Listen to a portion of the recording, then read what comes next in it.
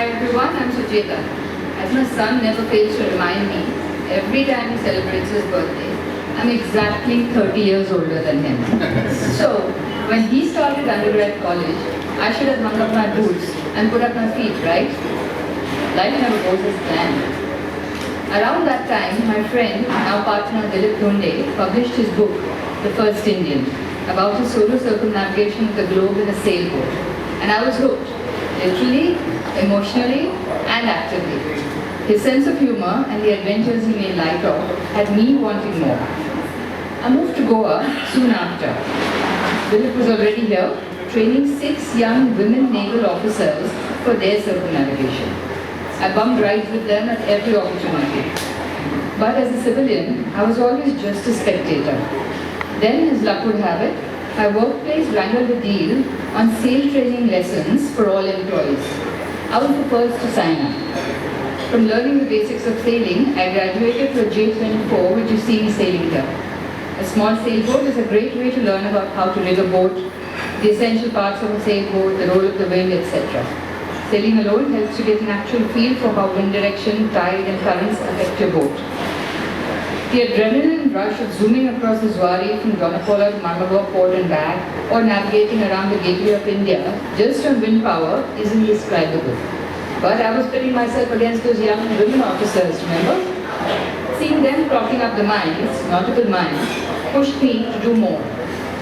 I signed up for the Clipper Round the World race in 2017. On reaching Gosport in the UK, I found a mixed bunch of people from around the world, from different walks of life and of all ages. We had to undergo 4 grueling weeks of training, beginning literally with learning the ropes to helmet and jang. Yes, that's me and hell. We did short sails in the Solent around the Isle of Wight, then ventured into the English Channel, sailing almost all the way to Calais and back. We had some terrible weather during training. On one occasion, all of the crew except 3 of us were knocked out cold.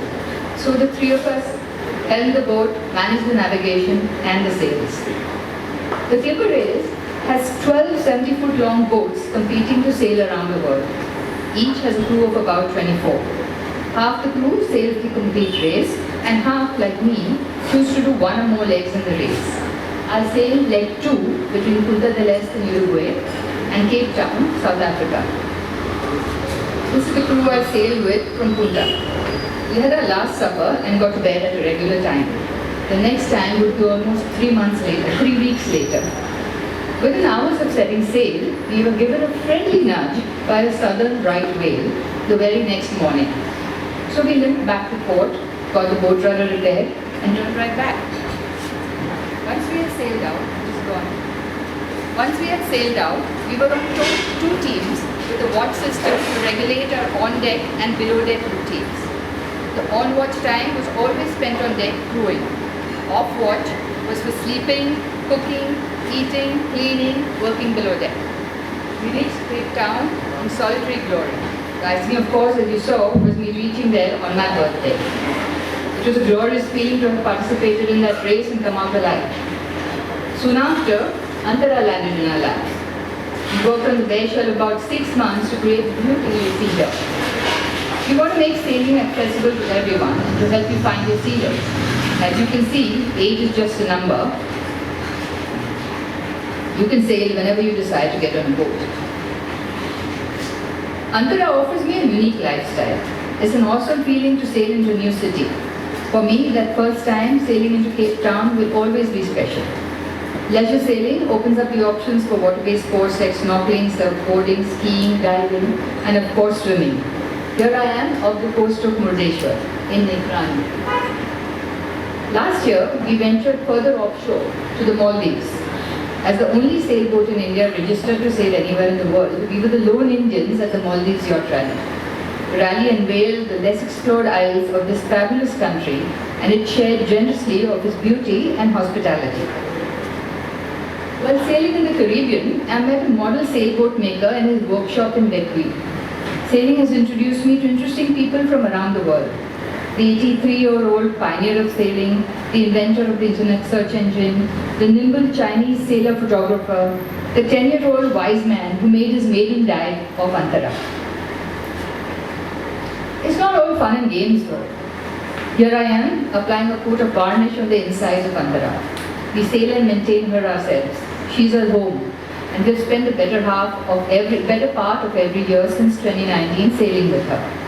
Antara is 40 feet long and can house up to 6 people on a long sea voyage. Overall though, life at sea is quite the adventure. You may have heard of the orcas targeting sailboats off the coast of Spain. Last November, we met them in person. This was my second encounter with a whale. I seem to attract them whenever I cross the Atlantic. We pulled into Vigo in Spain, fixed the damaged rudder stop, and sailed on to Barbados. Gorgeous sunsets, lustrous moonlit waters, star-struck nights, tumultuous waves, dolphins sailing along. Some of the memories I carry with me today. And that inspires me to paint. Not to replicate that beauty, but to recreate its magic in my own way. I use acrylic on canvas to paint sailboats. I don't have a particular style, but I just enjoy long brush strokes. Over the last 3 years, I've painted over 100 pieces. Most of them adorn the houses of my friends and family. I did hold an exhibition last year and plan another one soon. My mother always tells me I was born with wheels on my feet. I hope I never take them off. Thanks Ravi and Peter Puja for a perfect venue. It's even called High Tide. And thank you for your time folks. I hope you enjoyed the ride.